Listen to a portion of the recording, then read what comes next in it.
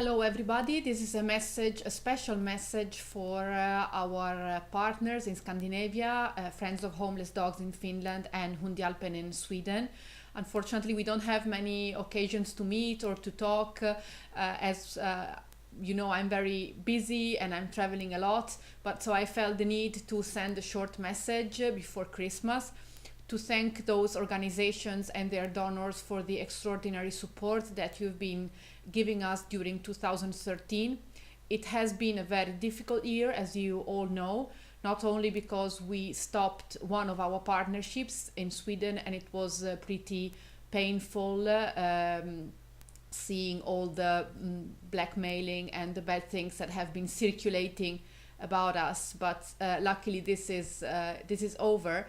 But it has been also a very, very bad year because of the new killing law in Romania, which, you know, has been approved at the end of September.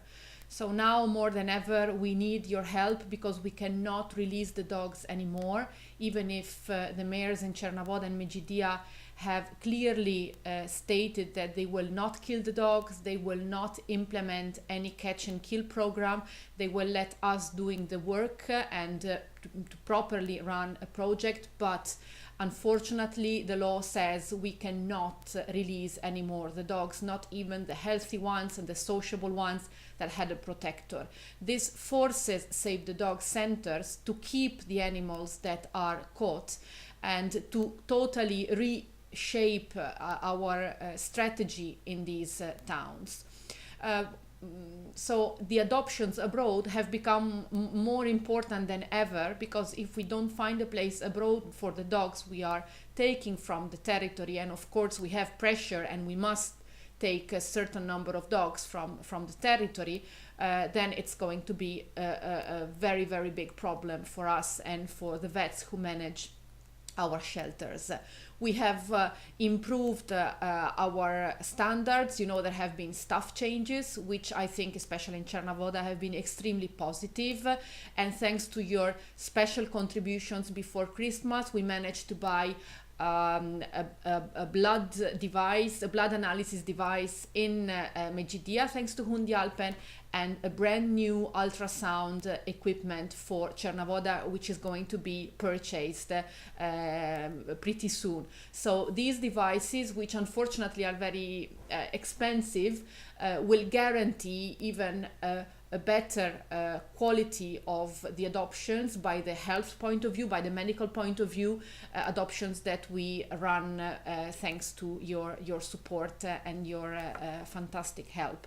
So these equipment are extremely important to make sure that we really send healthy dogs that are going to spend a long time with their adoptive families.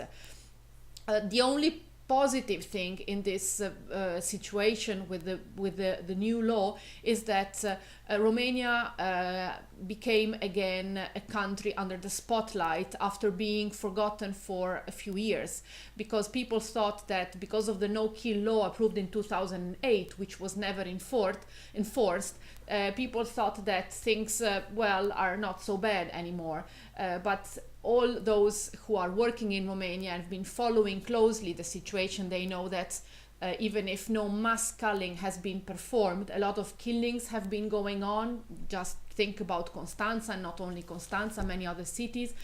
And not having any neutering program implemented, the situation, of course, has worsened since 2008. And this was this was planned in order to switch to a killing law, which, as you know very well, was based on the death of this little boy. And there are a lot of doubts that this very, very sad event, that his death was really caused by stray dogs. But there's nothing we can do now except fighting against the law. As some of you know, we have been contacted by WISPA, the Worldwide Society for the Protection of Animals, and we have been contacted in order to create a working group, which also includes Caro Dog, which is based in Brussels and is run by Vierpfoten as an organization focused on stray dog management.